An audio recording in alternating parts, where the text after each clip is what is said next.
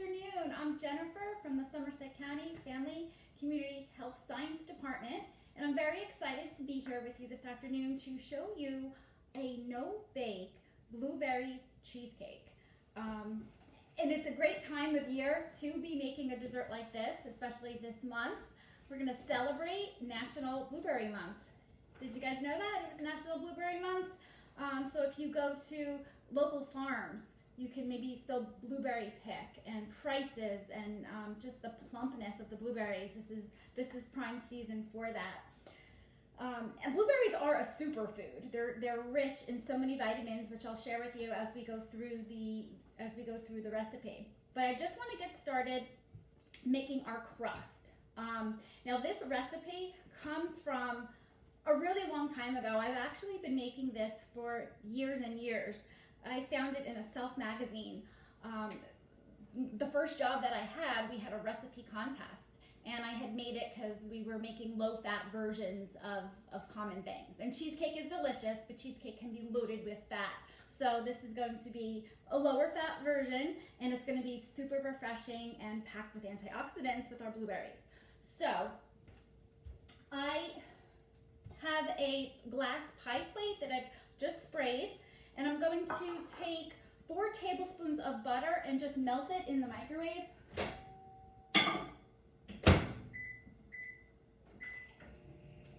And then we're going to use fresh graham cracker crumbs. I bought the box, but certainly if you don't have a box of graham cracker crumbs and you have a plethora of real graham crackers, you can put them in a food processor and make your own crumbs.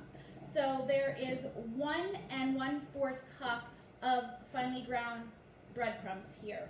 And what we're going to do is, I have my oven preheated at 350 degrees. We're going to just let that crumb just bake for 10 minutes on the bottom.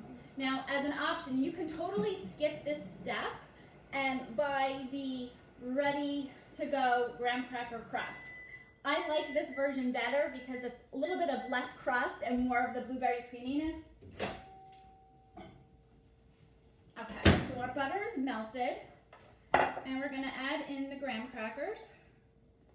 And you're just going to just gently mix it with a fork until it's all blended together and becomes just like wet sand. Good morning, Joe. Good morning, Julie. Good morning, good afternoon. I'm used to Friday at 11. Those of you who are joining us and were on Daryl's zucchini webinar last week, she will be doing a live presentation on zucchini next Tuesday. So we are kind of highlighting all of the great produce. All right, so that's nice, almost like a wet sand consistency. I'm just going to dump it into the pie plate. The smell, like I said, I wish on these live videos you guys could just smell the aroma going on, and the graham cracker scent is just so yummy. That's why I like going this extra step and using the homemade graham cracker crumbs instead of the pie crust. Okay, and you just kind of firmly press it down with a fork. Get all the edges. So just, it looks like this. Okay, so you'd bake it in the oven at 350 for 10 minutes. Now I've already done it. We're not going to waste 10 minutes waiting for that to bake up. I have one already baked and cooled. Okay, so I'm just going to leave this here. Next, we're going to puree fresh blueberries. I have a little shy of 2 cups of fresh blueberries that I've already washed. I'm going to just dump them in my blender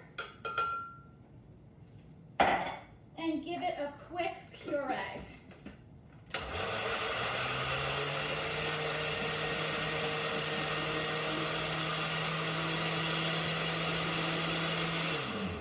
Just a quick puree, and you can just see, like, blueberries are so beautiful. Look at that rich purple color.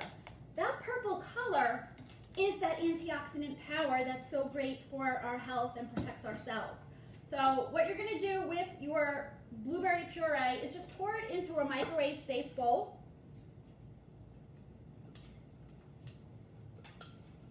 Okay. And then we're going to add 2 tablespoons of lemon juice. I had a fresh lemon. I just squeezed into here 2 tablespoons of lemon juice. Just give that a gentle stir. And now what's going to make this thick and creamy is some gelatin. Okay, so it's just unflavored gelatin powder. We're going to take 2 teaspoons of the unflavored gelatin. So like I said, you know, when you traditionally make cheesecakes, it might be a fuller fat version. We're going to use low fat and reduced fat cream cheese. So when you take out the fat, you do need to add that texture back. So we're going to let this sit for 10 minutes. Again, okay, I have my puree that has been sitting with the gelatin on top for 10 minutes. We're going to pop it in the microwave for 10 seconds. A quick 10 seconds just to let that gelatin all dissolve.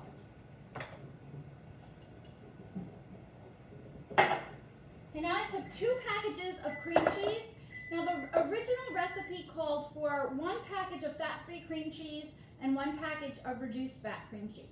Now let me tell you, if you like your full dairy fat, okay, you will not lose flavor using a fat-free version or a reduced fat version. You won't, I promise you. I've been making this for so long, it's so delicious. Okay, so that's all nice and dissolved. And I just want you to see the thickness. Do you see like how thick? There's almost like on top a coating just of thickness. Okay. So we're going to beat up our cream cheese. And we're going to beat up the cream cheese and we're going to beat up, I just want to give you this tip, because when you're baking, sometimes this can be confusing if you don't use a lot of evaporated or sweetened condensed milk. I have 1 14-ounce can of fat-free sweetened condensed milk. So this is sweet, okay, even though it's a lower fat, sweetened condensed milk does have a lot of sugar. But when you serve it into servings, it's okay. Now the difference, okay, evaporated milk, you cannot substitute evaporated milk for here. You do need to use the sweetened condensed milk. Both milks start out as fresh milks, and through a process they kind of vacuum out the moisture, the water. So they take about 60% of the water out of the milk. And evaporated milk is a little bit thicker, okay? They heat sterilize it and put it in the can, so it does have that caramel color, a little caramel flavor to it because of the heating. They take that and they add sugar to it, and that becomes a sweetened condensed milk.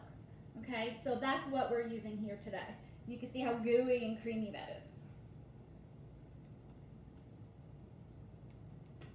If you don't have sweetened condensed milk, you can take 1 cup of evaporated milk and 1 cup of sugar, and that will be an equal substitute, but you have to add the sugar to it. All right, we're just going to beat this on medium.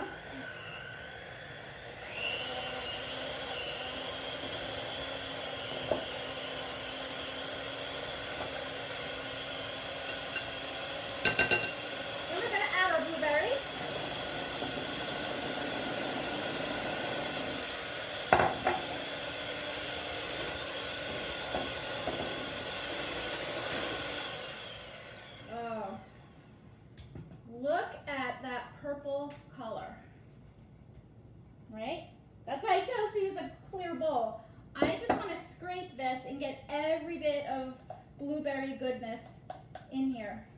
Now the vitamins and nutrients that are in blueberries, they're a great source of fiber.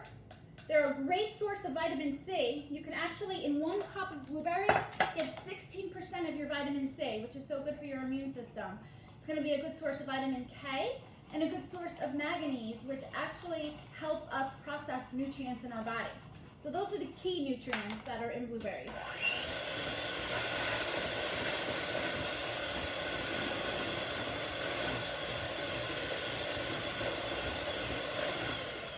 Okay, that's all blended together. And this is how simple it is. You just take your pie crust, and we're going to just pour that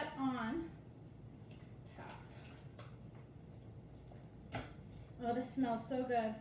And it's so thick and creamy. I wish you could taste this.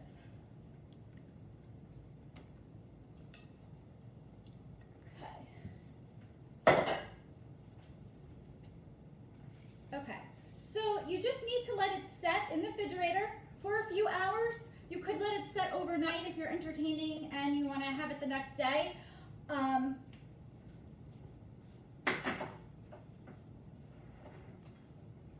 I did, so here is one that was chilled overnight. You can kind of see how it's nice and thick, okay? And I like I said, you can totally use this and skip that first step, but I like the fresh crumbs, and then it just is so pretty. It's so pretty. So you take the extra blueberries and you just garnish your pie, and you can take fresh mint. It's also a great garnish. So just look at the color. So this is the unchilled version, if you can see that, right? You put that in the fridge, and then you have this ready to go. So that is my special favorite pies that I've been making for years.